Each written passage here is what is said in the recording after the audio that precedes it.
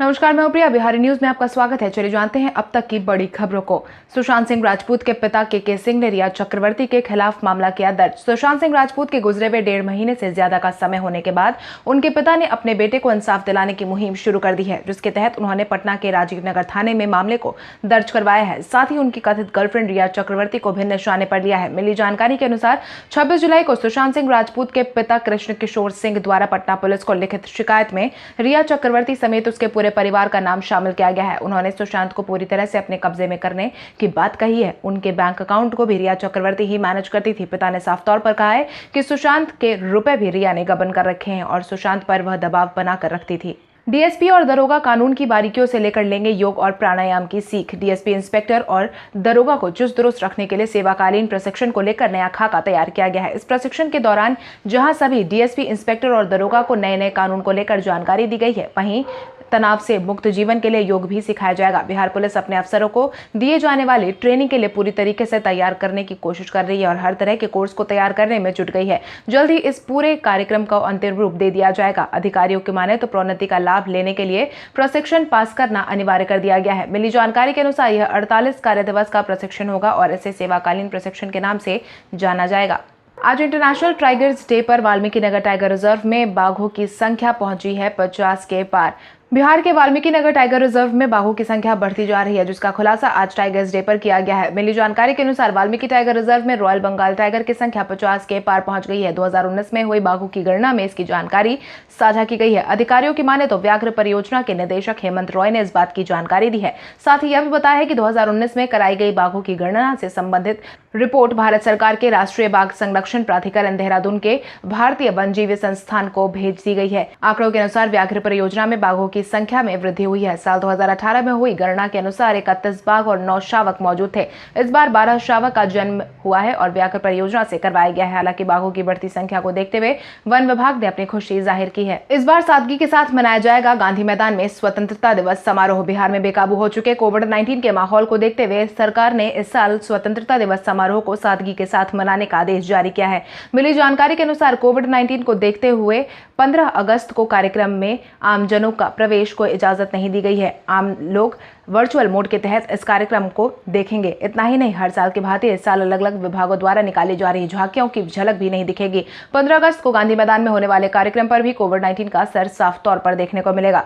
श्रम संसाधन विभाग के 2600 पदों पर निकाली गई फर्जी बहाली का हुआ खुलासा। बिहार में श्रम संसाधन विभाग में फर्जी बहाली निकालने की खबर सामने आई है। मिली जानकारी के अनुसार सचिवालय और बिजली विभाग में फर्जी बहाली निकालने के बाद एक बार फिर से बिहार सरकार के श्रम संसाधन विभाग के 2600 पदों को लेकर बहाली निकाली गई है, जिसको लेकर छात्रों ने एक गलत वेबसाइट भी साझा की है, जिसमें 500 आवेदन शुल्क जमा करने की बात कही गई है। जो वेबसाइट बनाया गया है उसमें असली और लोगों को भरोसा दिलाने के लिए CM Nitish Kumar, deputy CM और श्रम संसाधन विभाग के मंत्री की फोटो भी लगाई गई है। इस बारे में श्रम संसाधन विभाग के मंत्री विजय कुमार सिन्हा ने बताया है कि विभाग में ऐसी कोई एजेंसी नहीं है और न ही विज्ञापन निकाला गया है। मामले की जांच करवाई जाएगी। साथ ही शातिरों के खिलाफ सख्त से सख्त कदम भी उठाया जाएगा।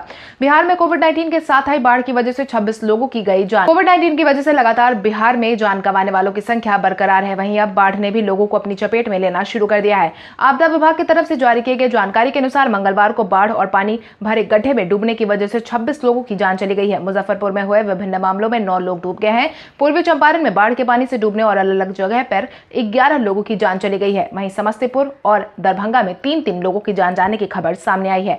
जान गंवाने वालों के प्रति मुख्यमंत्री नीतीश कुमार ने अपनी शोक संवेदना व्यक्त की है।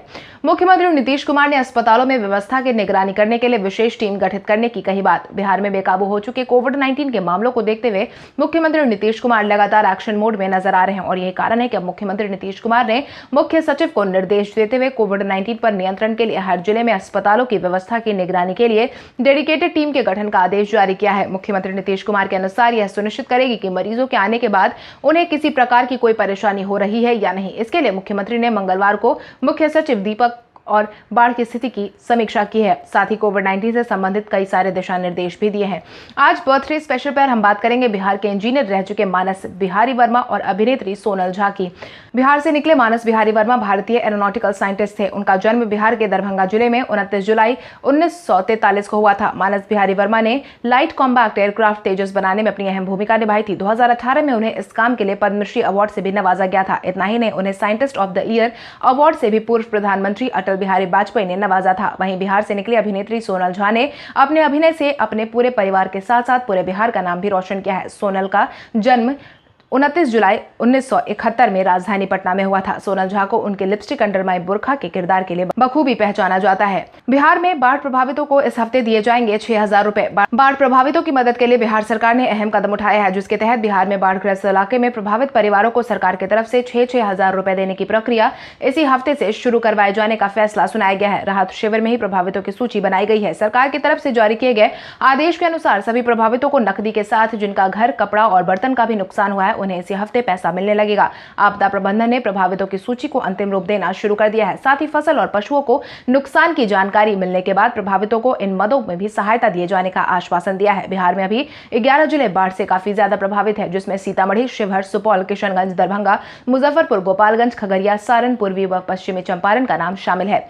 पटना एम्स में कोविड-19 वैक्सीन का दूसरे चरण का ट्रायल शुरू। कोविड-19 के बेकाबू बढ़ रहे मामलों के बीच थोड़ी राहत भरी खबर सामने आई है। पहले चरण के सकारात्मक परिणाम आने के बाद आज से पटना एम्स में दूसरे चरण की शुरुआत की जा रही है, जिसके तहत पटना एम्स के अधीक्षक डॉक्टर CM सिंह ने बताया कि पहले फेज में जिन 39 लोगों पर कोविड-19 के वैक्सीन का ह्यूमन ट्रायल किया गया था, अभी सभी लोग स्वस्थ हैं। 2 सप्ताह पूरा होने के बाद वैक्सीन के दूसरे फेज का ट्रायल शुरू हो रहा है। किसी में भी कोई साइड इफेक्ट नजर नहीं आया है। 29 और 30 जुलाई के बीच होने वाले ह्यूमन ट्रायल के दूसरे चरण के लिए 14 लोगों का मेडिकल टेस्ट करवाया जा चुका है।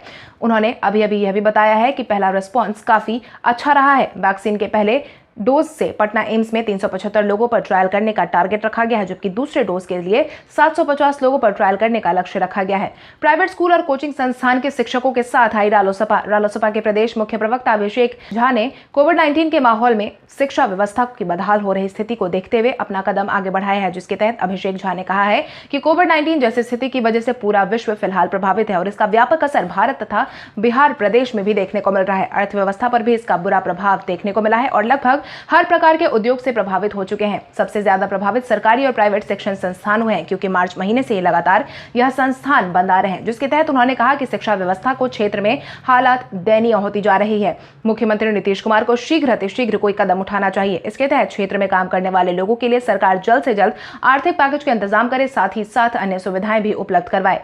तेजस्वी यादव के नेतृत्व पर भाजपा द्वारा उठाए गए सवाल का रालोसपा ने दिया जवाब। बिहार में कोविड-19 और बाढ़ की परिस्थिति के बीच लगातार विधानसभा चुनाव की तैयारियां भी देखने को मिल रही है। वहीं बयानबाजियों का सिलसिला भी जारी है। इसी क्रम में भाजपा द्वारा तेजस्वी यादव के नेतृत्व पर उठाए गए सवाल को लेकर बयानबाजी एक बार फिर से शुरू हो गई है। मिली जानकारी के अनुसार भाजपा प्रवक्ता निखिल आनंद ने कहा कि नेतृत्व को लेकर महागठबंधन में विवाद बरकरार है, जिस पर रालोसपा प्रवक्ता अभिषेक कुमार ने कहा कि महागठबंधन में कोई विवाद नहीं है। महागठबंधन एनडीए के नेताओं के हिसाब मांगेगा, इसलिए वो भ्रम की स्थिति पैदा करना चाहते हैं। जनता उनके बहकावे में आने वाली नहीं है। इस बार के विधानसभा चुनाव में इनका सत्ता से जाना तय है। देश में कोविड-19 प्रभावितों की संख्या पहुंची 15 लाख के पार। देश में कोविड-19 का आंकड़ा 15 लाख के पार पहुंच गया है। मिली जानकारी के अनुसार बीते 24 घंटे में 48,513 नए मामलों की पुष्टि की गई है, जबकि 24 घंटे में 768 लोगों की जान जा चुकी है। इसके साथ ही जान गंवाने वालों का आंकड़ा 34,244 पर पहुंच गया है। वहीं 10 लाख मरीज ठीक होकर घर वापस लौट चुके हैं। स्वास्थ्य मंत्रालय की तरफ से जारी किए गए जानकारी के अनुसार देश में अभी कोविड-19 से 5,09,447 एक्टिव मामले। वहीं भारत में कुल मिलाकर 34,244 मरीजों की जान जा चुकी है। वहीं 9,88,029 लोग इससे रिकवर कर चुके हैं। इसी क्रम में प्रभावित राज्यों की बात करें तो महाराष्ट्र में बीते 24 घंटे में 7,717 मामलों की पुष्टि की गई है, जिसके बाद राज्य में प्रभावितों की कुल संख्या 2,23,227 पर पहुंच गई है। फिलहाल 1,44,694 लोगों का इलाज जारी है। राजधानी दिल्ली में कोविड-19 के बढ़ते माहौल के बीच सकारात्मक परिणाम देखने को मिल रहा है। बीते 24 घंटे में दिल्ली में 1,056 मामलों की पुष्टि की गई है। इसके साथ ही रिकवरी रेट 88.33% दर्ज किया गया है। स्टुअर्ट ब्रॉड के टेस्ट में 500 विकेट पर सचिन तेंदुलकर ने किया ट्वीट। इंग्लैंड के स्टुअर्ट ब्रॉड ने टेस्ट क्रिकेट में 500 विकेट अपने नाम कर लिया है। 500 विकेट अपने नाम करने वाले स्टुअर्ट ब्रॉड दुनिया के चौथे तेज गेंदबाज बन गए हैं, जिसके बाद सचिन तेंदुलकर समेत तमाम दिग्गजों ने उन्हें सोशल मीडिया पर बधाई दी है। सचिन तेंदुलकर ने ब्रॉड के लिए एक ट्वीट किया है, जिसमें काफी ज्यादा उसे पसंद भी किया जा रहा है। सचिन की तरफ से किए गए ट्वीट में उन्होंने लिखा है कि इंग्लैंड को उनकी शानदार सीरीज जीत के लिए बधाई। जैसा कि मैंने पहले भी कहा था कि स्टुअर्ट ब्रॉड की चाल में अलग बात है, वो मिशन के साथ उतरे थे। 500 टेस्ट विकेट लेने पर उन्हें बधाई, शानदार उपलब्धि। सचिन तेंदुलकर के अलावा Ricky Ponting, Adam Gilchrist, Courtney walls समेत कई दिग्गजों ने भी स्टुअर्ट ब्रॉड को उनकी इस उपलब्धि पर बधाई दी है। बाढ़ प्रभावितों की मदद के लिए आगे आए प्रियंका चोपड़ा और निक जोनास। बाढ़ प्रभावितों की मदद के लिए बॉलीवुड अभिनेत्री प्रियंका चोपड़ा और निक जोनास आगे आए हैं। मिली जानकारी के अनुसार बॉलीवुड अभिनेत्री प्रियंका चोपड़ा और निक जोनास दोनों ने राहत कार्य के लिए असम के लिए दान करने के बाद बिहार के लिए भी दान किया है, जिसकी जानकारी उन्होंने खुद अपने सोशल मीडिया से साझा की है। प्रियंका चोपड़ा ने ट्विटर पर कहा है कि उन्होंने बचाव कार्य हेतु असम और बिहार के बाढ़ राहत संगठनों को सहायता राशि भेज दी है। इतना ही नहीं, उन्होंने अपने फैंस को भी मदद के लिए डोनेशन देने की बात कही है। इसके साथ ही उन्होंने कहा है कि भारत में मानसून ने देश के कई हिस्सों में भारी परेशानी बढ़ा रखी है। बिहार राज्य जहां में पैदा हुई हूं, वहां लगातार बारिश के चलते बाढ़ आ गई है। असम की तरह यहां भी लोग प्रभावित है और कई लोग भी स्थापित हो चुके हैं। उन्हें हर संभव मदद की जरूरत है जो हम कर सकते हैं। तो चलिए बढ़ते हैं आज के सवाल की, और आज का सवाल कुछ इस प्रकार है। आपके अनुसार कोविड-19 के बढ़ते प्रभाव को देखते हुए क्या बिहार में 31 जुलाई के बाद भी लॉकडाउन लागू किया जाना चाहिए या नहीं? अपने जवाब हमें कमेंट करके जरूर बताएं। इसके साथ ही आज के लिए बस इतना ही। बिहार की अब तक की बड़ी खबरों से अपडेटेड रहने के लिए हमारे YouTube चैनल को सब्सक्राइब करें और बेल आइकन दबाना ना भूलें। साथ ही देश विदेश की तमाम बड़ी खबरों से अपडेटेड रहने के लिए हमारे नए YouTube चैनल नॉन स्टॉप खबरों को सब्सक्राइब करें, जिसका लिंक आपको नीचे डिस्क्रिप्शन बॉक्स में मिल जाएगा। धन्यवाद।